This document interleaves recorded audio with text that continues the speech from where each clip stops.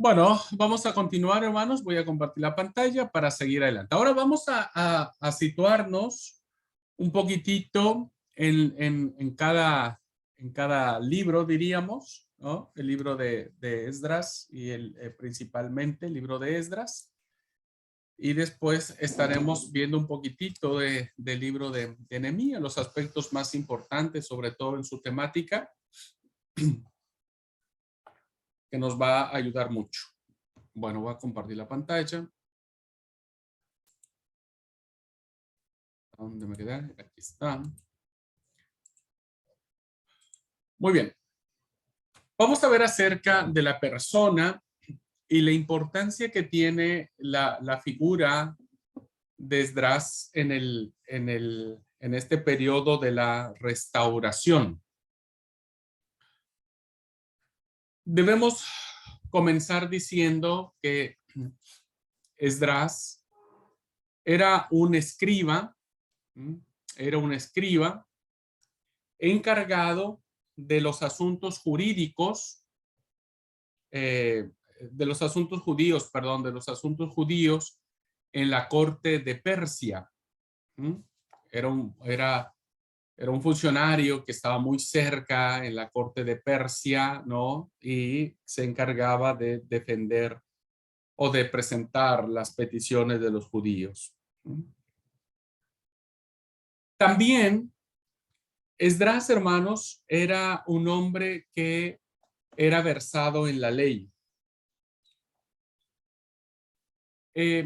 Esdras es un personaje que se destaca en este periodo de la restauración porque más que cualquier otra persona va a contribuir a la formación del carácter judío entre el periodo del Antiguo Testamento y el periodo de Jesús, ¿no? Porque la huella que va a dejar Esdras, más que Nehemías y más que Zorobabel, ¿no? Va a ser una huella, va a dejar una impronta, su enseñanza, su influencia, todo, ¿no? Va a abarcar de este periodo que se entiende que ya, según la tradición rabínica, hasta ahí corta el espíritu profético. Y esta enseñanza va a perdurar en el tiempo, ¿no? En los siglos venideros hasta la venida de Jesús o hasta el tiempo de Jesús en su primera venida. Por eso Esdras va a ser muy importante porque será un escriba versado en la ley, principalmente en la ley de Moisés. Es decir, que Esdras era un hombre dedicado al estudio y la interpretación de la ley. Recuerden ustedes que planteé en el libro de las crónicas que uno de los puntos, ¿no?, más importantes de reflexión en esta época era el templo y la ley.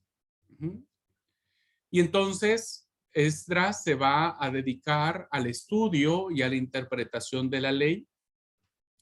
Sus muchos años de permanencia en el palacio persa, seguramente esa gran experiencia que él acumuló en el palacio persa y su trabajo en el departamento de los asuntos judíos, lo familiarizaron de tal manera que lo hicieron un experto de la ley mosaica, en cuyo espíritu él profundizó. El espíritu de la ley de Moisés para él fue muy importante, se lo tatuó, diríamos. Esdras se tatuó el espíritu de la ley en su pensamiento, en su ley, y trajo, sacó de esa reflexión, de esa interpretación de la ley de Moisés su verdadero sentido. Por lo tanto, hermano, la gran misión de Esdras fue explicar la ley al pueblo y decirles cómo debían ellos de vivir conforme a esa ley. Por eso la importancia, hermanos. Por eso la importancia de Esdras, porque Esdras lo que hace es una interpretación mucho más profunda que hará que esta interpretación de monoteísmo, de santidad, perdure en el pueblo durante todos los años, ¿no? Y entonces la idea era poder enseñar al pueblo cómo vivir la ley, cómo vivir conforme a ella, aplicando los preceptos de la ley a la vida cotidiana. Por lo tanto, la gran contribución que tiene Esdras como el escriba versado o experto en la ley debía ser que su enseñanza era que el pueblo aprendiera que la ley era la norma de conducta para toda su vida. Entonces, Nehemías recoge otra vez el sentido del Deuteronomio, ¿no? Y recoge un sentido también de santidad, principalmente, perdón, no del Deuteronomio, viene más en un sentido de santidad, ¿no? Más un sentido de santidad fundamentado principalmente en el libro de Levítico. Decimos también, hermanos, que la persona de Esdras y su importancia es porque este trabajo que él desarrollaba, que él vivió como experto de la ley en su carácter de escriba, sirve de modelo a los escribas que nosotros encontramos en el Nuevo Testamento. Recuerden ustedes que hay muchos textos que hablan acerca de los escribas y de los fariseos, etcétera, ¿no? Pero la diferencia es que es este modelo de ser escriba, de transcribir la ley, de copiarla ¿cómo es? De hacer un trabajo para que la ley no se pierda, sino que perdure en el tiempo. La verdad que Esdras se aparta muchísimo. Su modelo, ¿no es cierto? No tiene las características desagradables que tienen ya los escribas con los que Jesús va a, a, a resaltar, ¿no? Fíjense ustedes, queridos hermanos y hermanas, que su figura, su impronta, su personalidad de Esdras se agrandó tanto la tradición talmúdica, el Talmud, hermanos, que ustedes saben que es el Talmud de la recopilación de distintas tradiciones del judaísmo. El Talmud viene a considerar, fíjense ustedes, viene a considerar a Esdras como un segundo Moisés. Ya ustedes y yo sabemos que Moisés en la mentalidad del pueblo judío adquiere una importancia vital, gigantesca, ¿no? Y ahora nosotros encontramos a un Esdras que según la tradición talmúdica también lo coloca en esa grande figura de Moisés como un segundo Moisés. Fíjense entonces cuán importante es la obra del escriba Esdras en el desarrollo teológico del pueblo de Israel. Desarrollo teológico que alcanzará el Nuevo Testamento. Se ha convertido, se dice, hermanos, que Esdras se convirtió en el padre del judaísmo por sus tres esenciales ideas, ¿no? Que hasta la fecha son muy valoradas por el judaísmo actual. Lo que hoy el judaísmo actual, hermanos, tiene es muy valorado, es muy reconocido por la influencia que tuvo Esdras en esta época eh, de la restauración, porque tenemos la purificación de la raza, que sería la raza escogida. Vamos a ver un tema muy interesante dentro de esta literatura que tiene que ver con la pureza étnica, ¿no? Las familias principalmente, la ley y el templo, que para eso hasta la fecha es muy importante. Si bien es cierto, ahora el templo ya no existe más, ¿no? Los judíos actuales trabajan o viven o reflexionan en torno a la ley, en torno a la ley. Bien, hay algunos estudiosos, hermanos, porque he leído algunos comentarios de algunos estudiosos que plantean, más bien que acusan a Esdras de ser un hombre sumamente legalista, o sea, defendió tanto la ley, ¿no? Se tatuó tanto la ley que todos sus actos básicamente estaban llenos de legalismo porque parece ser que vemos a un Esdras con una excesiva obsesión de apegarnos a la letra de la ley, ser muy literalista en el tema de la ley y se le acusa entonces de que si alguien no se apegaba a la letra de la ley, era un hombre intolerante y de estrecha mentalidad, porque fue muy estricto, o sea, no fue condescendiente bajo ninguna circunstancia Esdras ante lo que estaba viviendo el pueblo que quedó que no fue exiliado, sino que quedó en Jerusalén. Por lo tanto, se dice que esta era básicamente una de las actitudes que tomó Esdras ante la ley, ¿no? Y ante quienes tenían que observar la ley.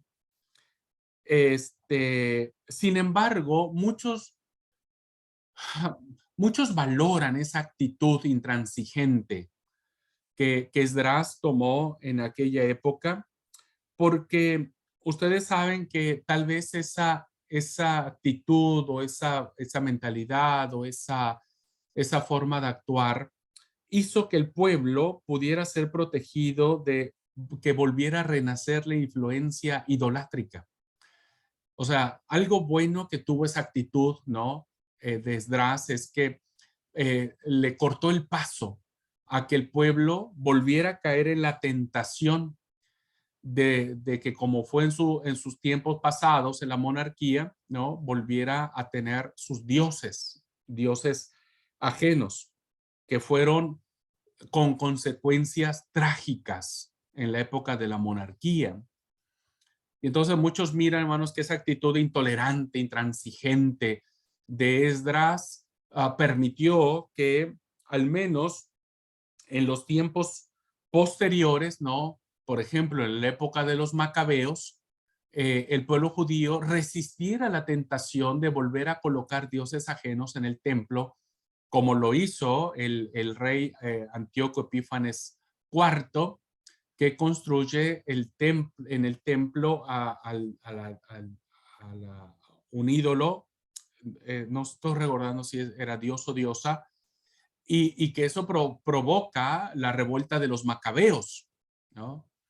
Y esta tradición de conservar una pureza religiosa se debe básicamente a esta actitud. Por eso muchos piensan, hermanos, que la devoción que Esdras enseñó al pueblo en esta época permitió que el pueblo siguiera en función del monoteísmo, que su influencia fuera duradera en todo el tiempo y pudiese resistir todos los embates de las tentaciones históricas que tenían que ver con sus grandes divinidades, ¿no? Entonces, por eso es que aunque se le acusa de muchas cosas a Esdras, es probable que su actitud pudo haber sido muy buena, muy benéfica. Algo más que miramos en la personalidad de Esdras, hermanos, es que según la tradición rabínica, se cree que él tuvo que ver con la selección de los libros, ¿no? Que debían ser incluidos en el canon hebreo. Entonces, esta tradición rabínica piensa que Esdras coleccionó y recopiló todos los manuscritos sagrados principalmente y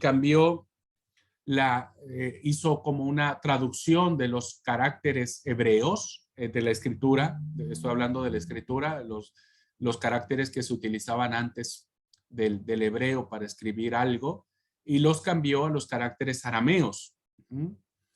Y se cree porque era la lengua que se difundía en aquella época y también se cree que tuvo que ver con esta parte de la selección. No hay realmente algo cierto. Estamos hablando de las tradiciones rabínicas, ¿no? Solo en el afán o en aras de poder resaltar la gran figura que tiene el personaje en esta época muy importante que se le llamó el periodo de la restauración. Así que Esdras se convierte en algo valioso para esta época y su pensamiento va a perdurar o va a pervivir durante muchos siglos hasta la venida del Señor Jesucristo. Ahora, veamos un poco del otro personaje, ¿no? Personaje llamado Nehemías. Y nosotros encontramos en Nehemías una influencia muy interesante, ¿no? Porque el libro de Nehemías nos va a narrar en la tercera etapa del retorno de los exiliados, nos va a narrar la conclusión. La primera etapa nos narra el inicio de la reconstrucción del templo con Zorobabel y con Josué, y Nehemías nos va a narrar la conclusión de esta etapa de reconstrucción y de restauración que duró prácticamente un poco más de 100 años, un siglo en que entre la primera vuelta y la última, o la primera etapa de retorno y la tercera etapa, ¿no? Más o menos duraron 100 años de esa parte. Nehemías, hermanos, llega a Jerusalén, como dijimos, aproximadamente en el año 444 antes de Cristo. Habían transcurrido 94 años desde el día en que se promulgó, 94, 100 años aproximadamente desde que se promulga el decreto de Ciro para permitir el retorno, y 13 años desde el segundo regreso de Esdras. Es decir, entre Esdras y Nehemías hay un periodo de 12 años, ¿no? De 12 años en el que aparecerá Nehemías. Es muy probable, hermanos, que el gran reformador Esdras, después de haber pasado estos más de 10 años, 13, 14 años, ¿no? Es muy probable que el gran maestro de la ley, el gran reformador llamado Esdras, haya finalmente abandonado la dirección, ¿no? Haya abandonado finalmente el hecho de ser una figura líder en el pueblo y se haya retirado, diríamos, de la vida pública para abandonarse a sus funciones también como sacerdote y también como estudioso de la ley. Y bueno, al menguar este personaje, ¿no? En el lapso de este tiempo, Dios levanta a otro hombre llamado Nehemías para que lleve a cabo la gran obra de la obra de reconstrucción, que en este caso es la reconstrucción de los muros de Jerusalén. La gran labor consistió en esta reconstrucción, que insisto, nada fácil, porque no eran muros livianos o ligeros, sino más bien era una ardua labor y que de manera extraordinaria, sumamente extraordinaria, se lleva a cabo la finalización de la reconstrucción en 52 días. El libro de Nehemías, hermanos, el libro de Nehemías tiene un gran valor, así como lo tiene el libro de Esdras. Nehemías tiene un gran valor porque ustedes saben, por ejemplo, que para clases de liderazgo siempre tomamos a Nehemías, ¿no? Como un referente para clases de liderazgo, porque el libro de Nehemías tiene un valor en sus primeros capítulos, toda vez que nos enseña los principios prácticos de cómo poder llevar a cabo la obra de Dios cuando ésta tiene grandes oposiciones. Ese es el grande valor que tiene el libro de Nehemías, ¿no? Cuando Nehemías llega a Jerusalén, pues no es que muchos lo vean con agrado, ¿no? Principalmente Sanbalat y Tobías serán los dos grandes opositores a la obra reformista de Nehemías, ¿no? Y entonces vemos cómo de muchas formas Dios provee recursos y Dios provee estrategias para que quienes se oponen a la reconstrucción de los muros de Jerusalén fracasen en sus motivaciones. Dios siempre va a levantar a personas y va a hacer todo lo necesario para hacer frente a las adversidades o a las oposiciones que se plantean. Y eso lo vemos claramente en la historia del libro de Nehemías. Estos dos personajes, hermanos, tienen cualidades en común. Tienen cualidades en común.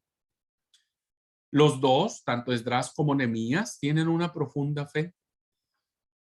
Tienen una inclinación nata a orar, ¿no? A clamar a Dios. Los une un ferviente patriotismo, porque evidentemente, hermanos, eso nunca se olvida en un judío. El nacionalismo es fundamental. Y sobre todo, hermanos, ambos quieren hacer las cosas bien. Quieren hacer las cosas bien a favor de su pueblo. O sea, ellos no quieren hacer las cosas a medias, las quieren hacer correctamente. Sin embargo, existe una diferencia sustancial o esencial entre ellos. Por un lado, Esdras era un maestro de la ley, como vimos en la diapositiva anterior, que estaba muy interesado en transmitir las enseñanzas de la ley al pueblo y exigirle al pueblo que viviera conforme a la ley dijera, es decir, estaba más interesado en los aspectos espirituales del pueblo. Mientras Nehemías, ¿no? Mientras Nehemías era un gobernador civil, no tenía funciones ni de escriba ni de sacerdote, sino más bien funciones políticas, si podríamos decir así, que aunque si bien cierto era si usted me permite decirlo, un político piadoso, muy religioso, su principal función era reconstruir los muros de Jerusalén porque sabía, hermanos, que era la única manera de defender a Jerusalén de próximos ataques militares. Entonces, la mente de Nehemías, hermanos, no está en cuestiones no sacerdotales, sino más bien en cuestiones de reconstrucción de los muros para dar una seguridad nacional al, a, al pueblo, ¿no? Una seguridad contra los ataques enemigos. Sin embargo, Nehemías no se va a quedar a eso. Eso va a ser al principio de su obra, pero después Nehemías va a traer grandes reformas también, ¿eh? Va a tener grandes reformas.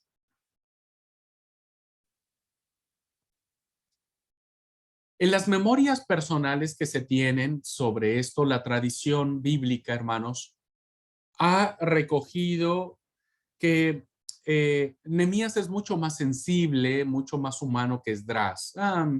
Un poco, hermanos, un poco, ¿no? Aunque si bien es cierto, Nehemías tiene mucho contacto con el pueblo, se granjea al pueblo, busca su favor, etcétera.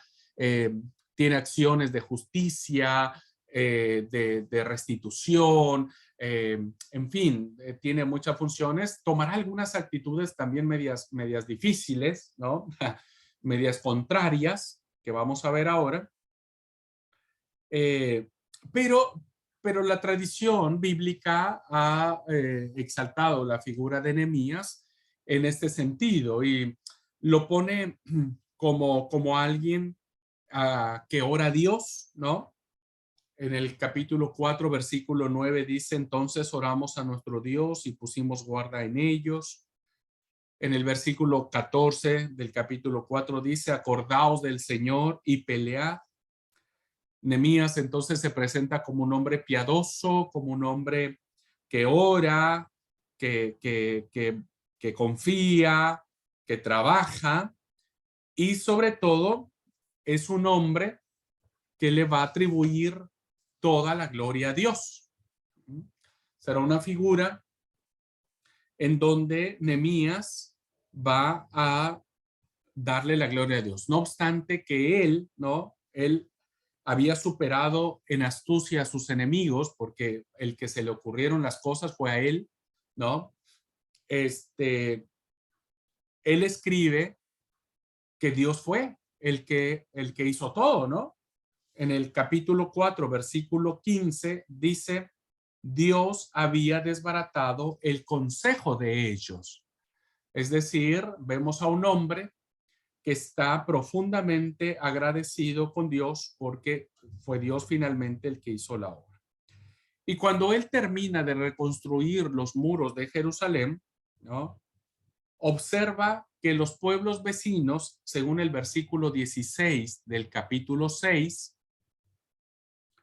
dice, se sintieron humillados y conocieron que por nuestro Dios había sido hecho esta obra.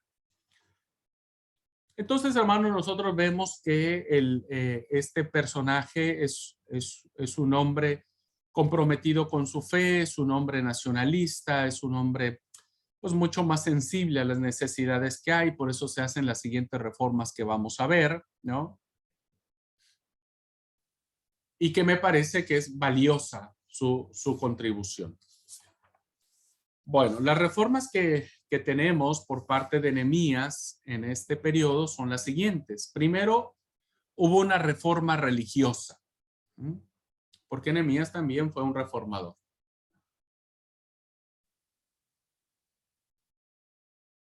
Y la reforma religiosa tendrá tres rostros.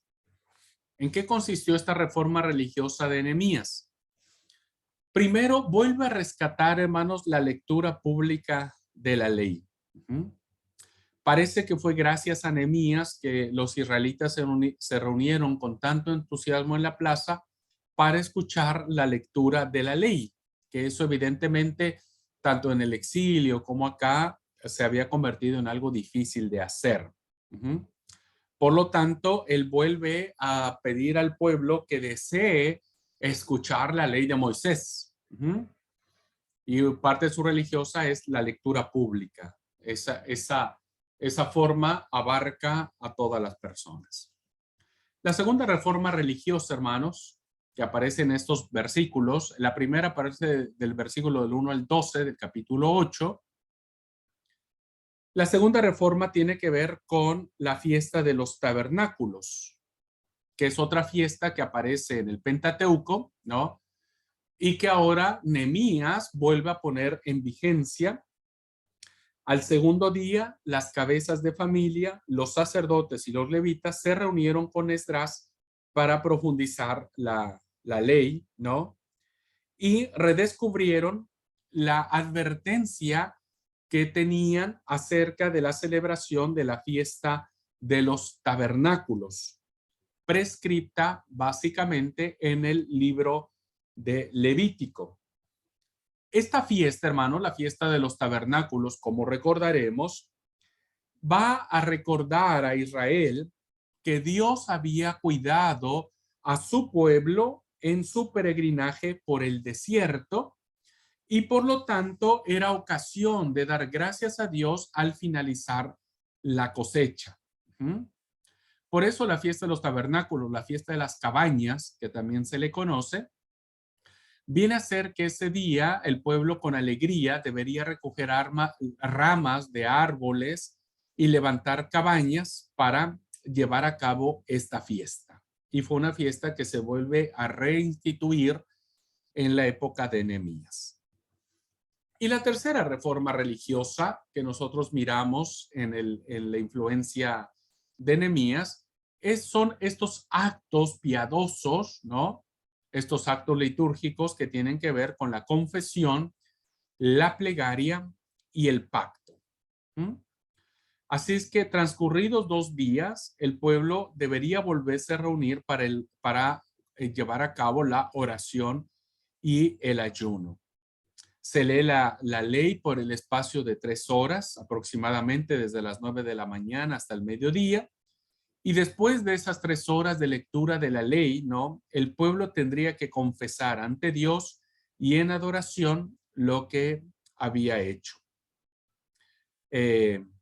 Así que esta reforma, ¿no? Que va de la mano con, con el pensamiento de Esdras, de poder recuperar este sentido piadoso de la ley, de la plegaria, de la oración y de recordar el pacto que Dios había hecho con los antepasados. Recuerden que el pacto siempre fue muy importante, solo que en labios del profeta Jeremías el pacto sería futuro en la persona de Jesús.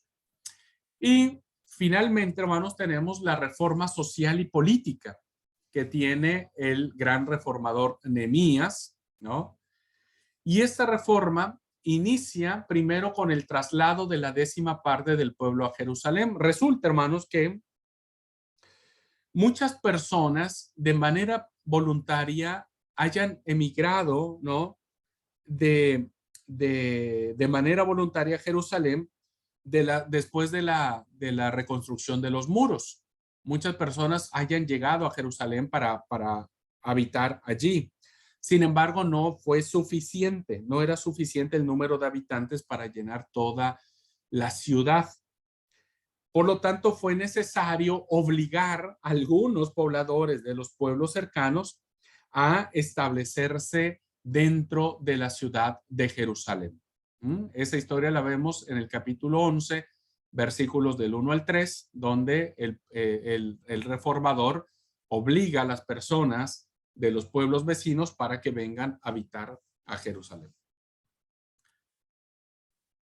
Está la dedicación de la muralla, hermanos. Se culmina la obra con una gloriosa dedicación del muro. Hay una gran fiesta, ¿no? Los presentes empiezan a cantar con los levitas, con dos grandes coros, con instrumentos musicales. Cantaron, tocaron sus instrumentos, hubo dos procesiones, una encabezada por Esdras, otra encabezada por Nehemías, ¿no? Que fueron precedidas por el coro de los levitas. En fin, hay un despliegue maravilloso de consagración y dedicación de las murallas o de los muros al Señor. Y finalmente, hermanos, tenemos la corrección de abusos que se habían dado en esta época mientras el pueblo estaba en ruinas. ¿Qué hizo Nehemías? Primero, hermanos, arroja del templo a un personaje llamado Tobías, el amonita, un antiguo enemigo de Israel. Acuérdense que los amonitas eran pueblos sumamente enemigos de Israel. Y entonces lo arroja al templo, toda vez que el sumo sacerdote, Eliasib, que se le conoce, emparentó con este personaje llamado Tobías y le permitió ocupar una cámara del templo. Pero evidentemente no pertenecía al sacerdocio levita. Por lo tanto, Nehemías termina sacándolo del templo. Otra cosa que hizo Nehemías, hermanos, y que vamos a ver en las profecías de Malaquías, tiene que ver con restablecer la recolección de los diezmos y de las ofrendas. Por eso es que Malaquías, que actúa en esta época, dice: ustedes me han robado. Y el pueblo le dice: ¿en qué te hemos robado? En que no han traído los diezmos al alfolí. Y eso sucedió porque el pueblo pues, se había hecho de la vista gorda y no estaba cumpliendo esta ordenanza. Otra cosa que hizo Nehemías, hermanos, fue restaurar el sábado como día de descanso. Hay una recuperación del sábado y hace recorrer las puertas de Jerusalén durante el día de descanso a fin de que los vendedores no pudiesen entrar a vender su mercadería en este día. Entonces hay como una reforma mucho más apegada para recuperar otra vez el descanso sabático. Y algo que hace Nehemías, que mucha gente le reprocha, hermanos, es que mientras los que quedaron en territorio de Jerusalén, los que no fueron al exilio, pues tuvieron la necesidad de casarse con mujeres extranjeras y formaron sus familias y tuvieron hijos. Entonces, Nehemías se enoja por eso y dice que no está bien, no es correcto que estén casados con mujeres cananeas o mujeres paganas, y entonces hace que los maridos se divorcien, repudien a las personas, y hay una gran división de familias porque son expulsadas las mujeres. Y entonces se entendía que los niños que habían nacido de estas uniones incluso no hablaban el idioma de Israel, el arameo o el hebreo, sino habían adoptado el idioma materno, el de su mamá, que venía de ser de otras naciones.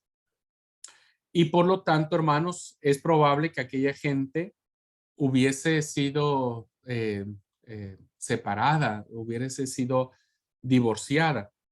Incluso, hermanos, Nehemías toma una acción media difícil de entender, pero bueno, qué sé yo, nadie es perfecto, ¿no? Pero el texto dice, hermanos, que Nehemías actúa con violencia, arrancando, atacando a los infractores, los empezó a golpear, se agarró a las piñas con ellos y a muchos los agarró de los cabellos y les dio una sacudida, ¿no? Que algunos hasta el pelo les arrancó. Me hizo recordar a mi profesora del primario cuando no llevamos la tarea, nos agarraba acá de la patilla del pelo y nos resacudía. Y bueno, eso hizo Nehemías, ¿no? Para hacerle entender a las personas que no debían seguir juntos y que debía haber una pureza étnica, debería haber una pureza en las familias, ¿no? Y bueno, eso es algo que no se permitía. Bueno, otra acción es que va a organizar los trabajos del templo y va a volver a reorganizarse. Son las reformas que se dan en esta época, ¿no? Las reformas que son promulgadas por Nehemías y que, bueno, mucha gente las observa. Y finalmente, queridos hermanos, finalmente voy a decir lo siguiente, por tema de tiempo y porque no me quiero ir rápido, ya que la próxima clase voy a hablar sobre la historia de Esther, voy a retomar este tema de la pureza o de la, ¿cómo es? De la separación de las familias que se dieron, ¿no?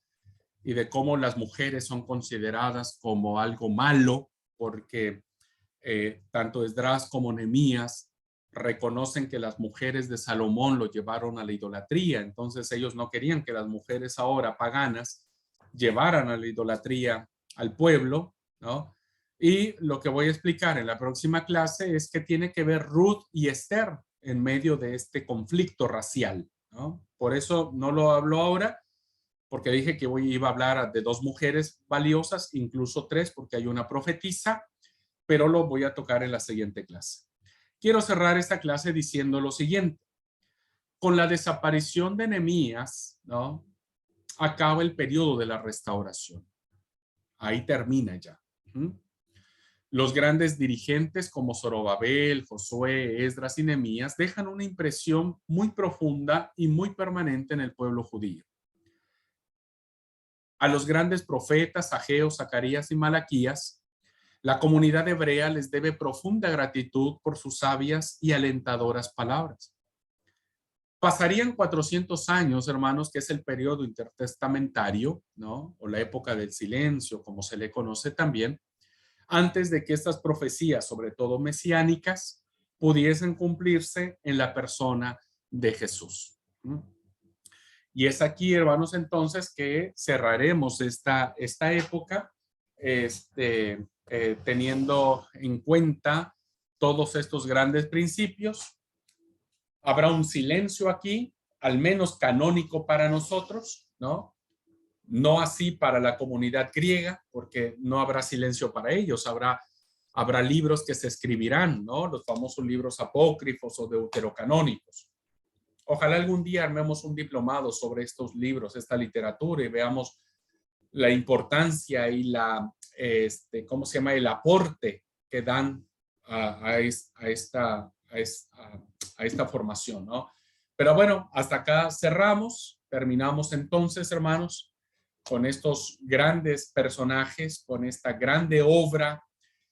Lo que empezó, queridos hermanos, lo que empezó con Abraham, ¿recuerdan? El Pentateuco, lo que empezó con Abraham, hemos hecho un recorrido por muchos siglos, termina ahora con Esdras Nehemías y parece ser que ahora podemos tener una idea un poquitito más clara de lo que significa básicamente nuestra historia bíblica. Podemos tener un poquito más claro, ¿no? Todo lo que tiene que ver con este devenir del tiempo y cómo Dios en todas las etapas ha venido interviniendo, cómo Dios no deja de ser Dios y cómo Dios sigue actuando de una manera especial, maravillosa, poderosa en función de su pueblo.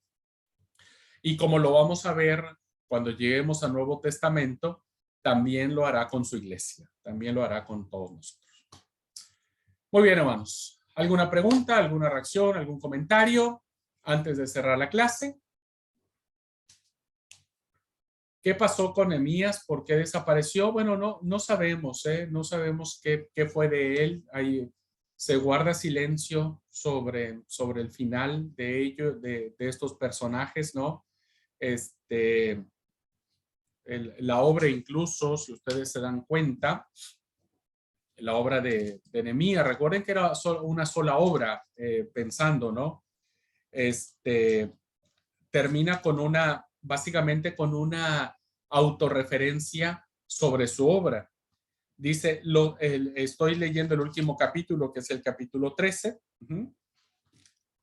y él escribe, o el autor escribe, o Esdras da testimonio de él, dice, los limpié, versículo 30, los limpié pues de todo extranjero y puse a los sacerdotes y levitas por sus grupos, cada uno en su servicio, y para la ofrenda de la leña en los tiempos señalados, las premisas, acuérdate de mí, Dios mío, para bien.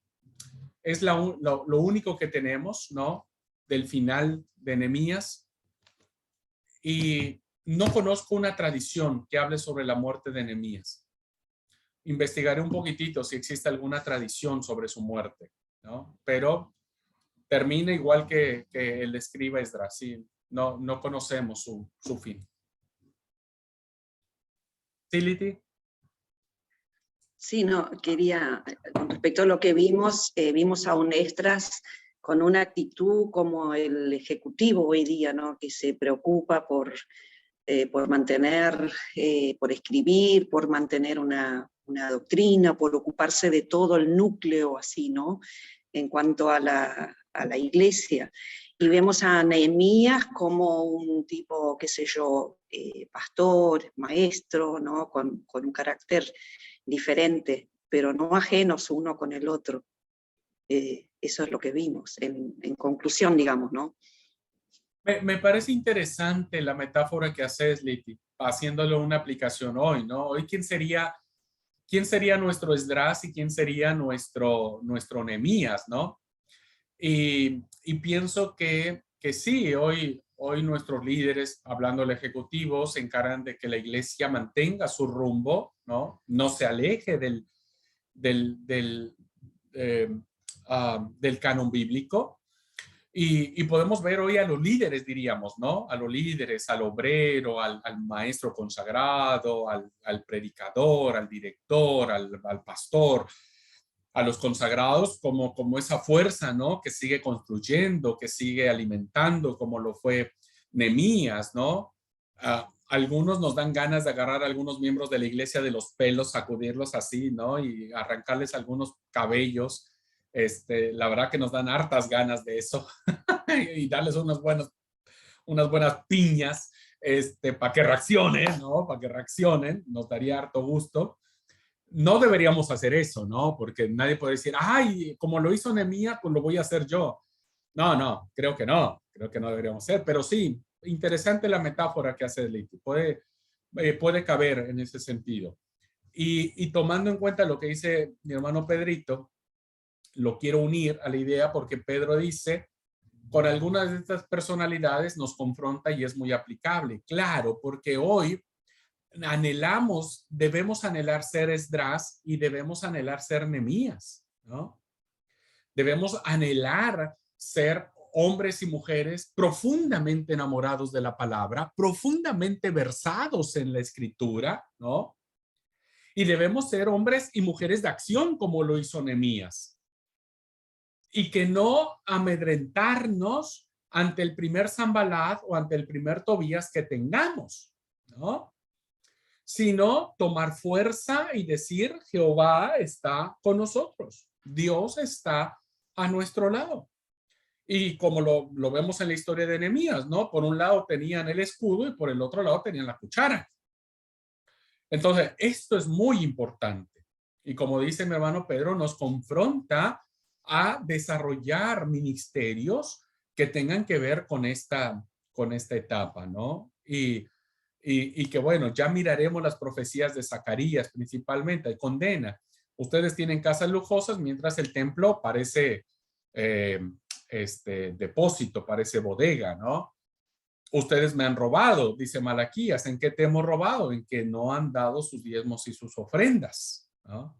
Hay mucha condena y creo que esta misma condena hoy nosotros tenemos que recuperar. En el buen sentido, diríamos, ¿no? Tenemos que volver a decirle a la iglesia, no podemos estar de ociosos.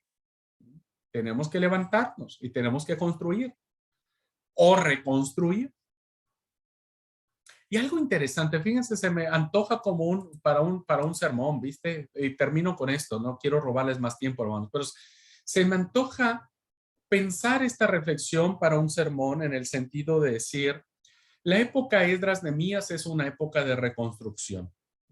¿Por qué reconstruyen estos personajes? Porque la ciudad y el templo están destruidos. ¿Por qué el templo y la ciudad se destruyeron? Porque el pueblo abandonó al Señor. ¿Será hoy necesario que el Señor nos destruya porque hemos abandonado su ley, porque hemos abandonado sus mandamientos, porque como iglesia estamos siendo infieles en muchas cosas? ¿Será que hoy necesitemos ser destruidos como fue Jerusalén y el templo? Para que entonces a partir de esa destrucción, a partir de los muros caídos, a partir de tocar fondo, allí Dios nos vuelva a reconstruir. Es una interesante reflexión para la iglesia, ¿no? Para nosotros. ¿Necesitamos ser destruidos para volver a reconstruirnos? ¿Qué queremos como iglesia? ¿Qué anhelamos?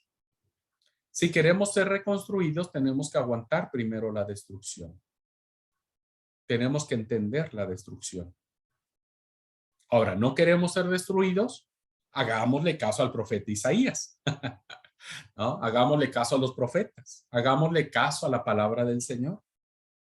Hagamos bien para que entonces no tengamos la condena del ángel que tuvo a la iglesia de, ¿qué iglesia era? No recuerdo la iglesia. Y dice, yo quitaré tu lámpara de en medio de ti. Las iglesias del Apocalipsis. Yo quitaré mi lámpara de en medio de ti. Entonces, no, creo que no deberíamos llegar a ese punto. Estoy trayendo algunas reflexiones que bien podrían servir para algún sermón. Bien, hermanos. ¿Alguna pregunta? ¿Algún comentario? Me voy a llevar a casa la tarea de las tradiciones sobre la muerte de esos personajes. No conozco, hermano, hasta donde he leído sobre ellos, no conozco alguna tradición, pero voy a investigar si la hay. Bueno, si no hay nada más, hermanos, que Dios los bendiga un montón, que los guarde, que les dé fuerza, que el Espíritu Santo los impulse, los llene, les dé de su gloria, que se sientan llenos de Él, que vivan y vivamos a Cristo todos los días de nuestra vida. Feliz miércoles para todos, hermanos. Dios los bendiga. Chao.